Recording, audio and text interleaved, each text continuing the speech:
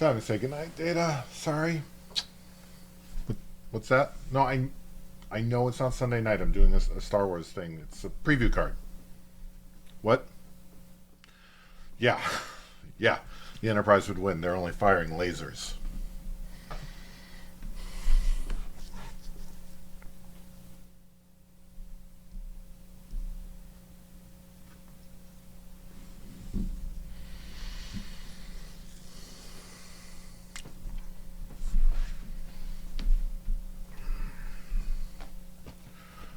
Put Hunter back up.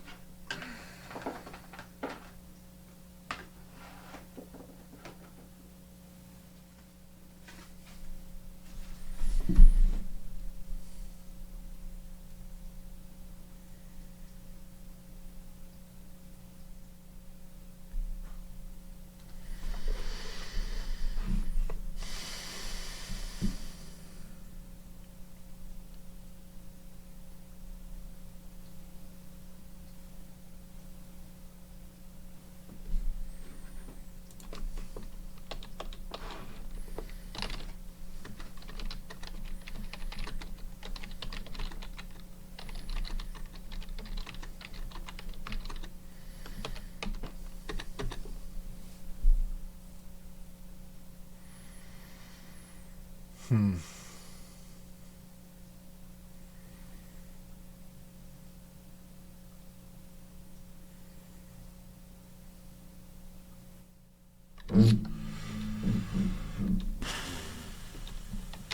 Maximum YouTube premiere countdown.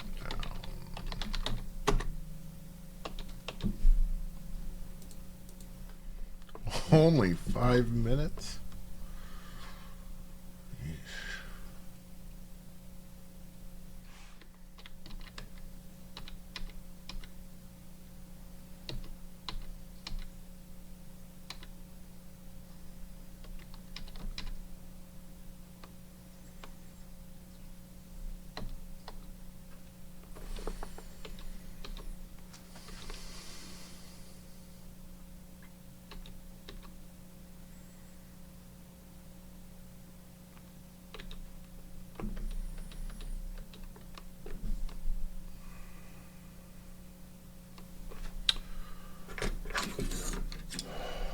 Come on, Ned.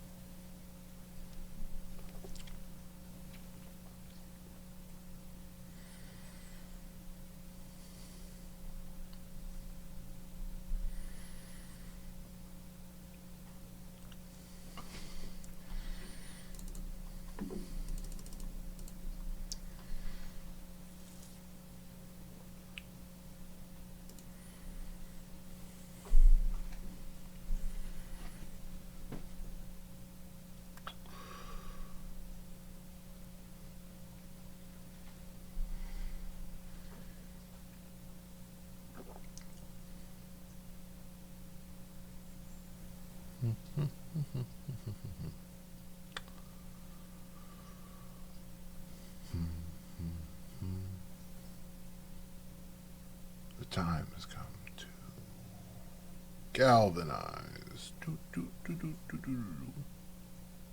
Doom, doom, doom. Galvanize.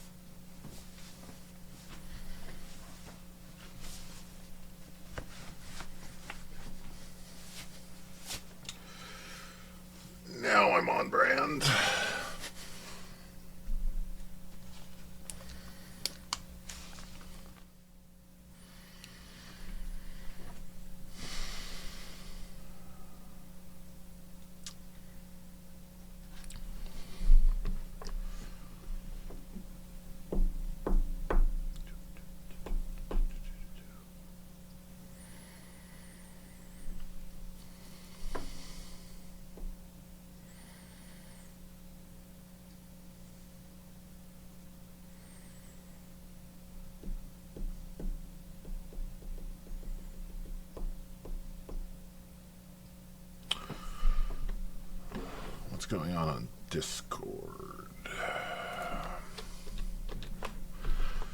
49 notifications. No, thank you.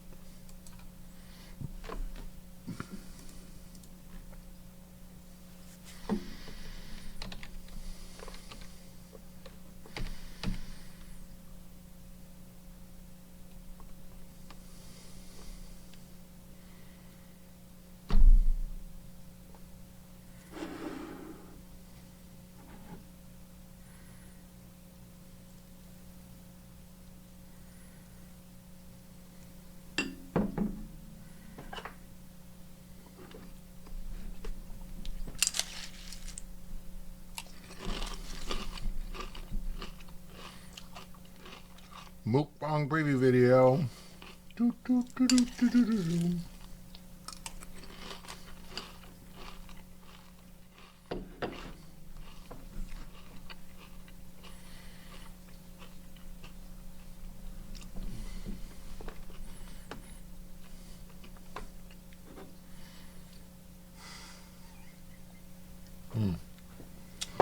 Beer and cereal takes me back to my 20s.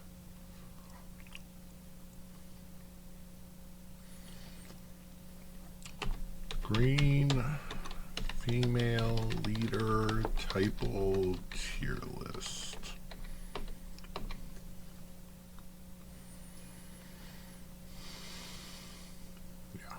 Yeah.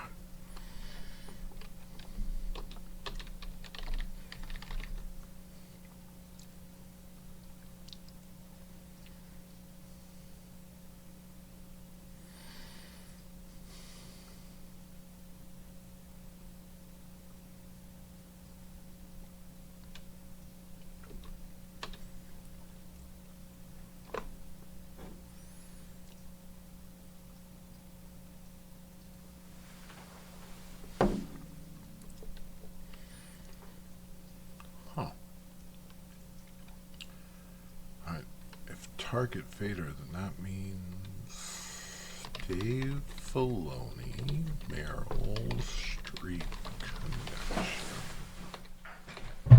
Oh my gosh, so sorry I'm late. I'm here. I'm here. No worries. Hey, Ned. Yo. So I know you said that you don't want to do the drag out the preview video bit anymore, but Okay. hear me out. All right, I'm listening. So you're a math guy. Yeah. You do charts. Yes. It's kind of our brand. Yeah. Our audience barely shows up on YouTube. Our audience is overwhelmingly audio, listens in their car, listens at work, listens at the gym. So Sure. all of our audience is over on Apple Podcasts, Spotify, Tidal, whatever. But I always feel guilty about that because every once in a while our audience listens, but then you put up some, like, it's not a simple image. It's not like just a card preview. You're putting up a chart with like a dozen plot lines, and then you're talking about all these little blue and red dots. It's the best way to convey the information. I mean, it is the best way to convey the information, but I always feel guilty for our dear listeners because they're missing out. Yeah. So what if we do pad our YouTube video with like 10 minutes of just straight garbage? Absolute and then the YouTube tier viewers, like me eating cereal or something. Okay. And then the YouTube viewers have the dawning realization that they could have known what the card was 10 minutes ago if they had just gone straight and subscribed to our podcast wherever fine podcasts are sold, where we don't pad the preview video. I mean, you know that I love to antagonize people, so absolutely. Let's antagonize some people. All right, let's get going real fast. Hello, my name is Parker. And my name is Ned.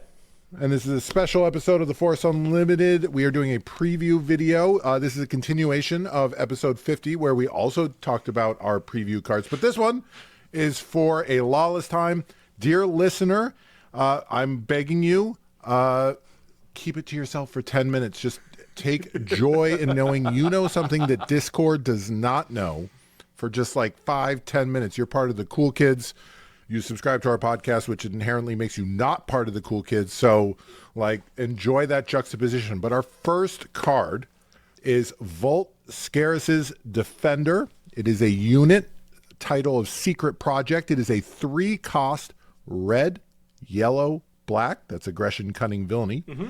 It is a 3/3 space unit, Imperial Vehicle Fighter. When played, if you discarded a card from your hand or deck this phase, give a shield token to this unit. And on attack, you may deal 1 damage to a space unit and exhaust it. Illustrated wonderfully by Shane Molina. It is a rare, number 76. Ned, thoughts on this card? I mean, if you're doing the self-discard strategy, either a self-mill strategy or a discard from hand strategy, like certain leaders that have been previewed recently, I feel like this card is amazing.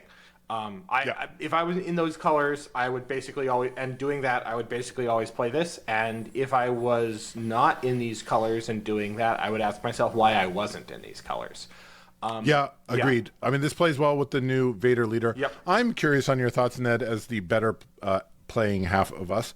So there's a cost to this card of the 3 aspects. Yes. But who cares?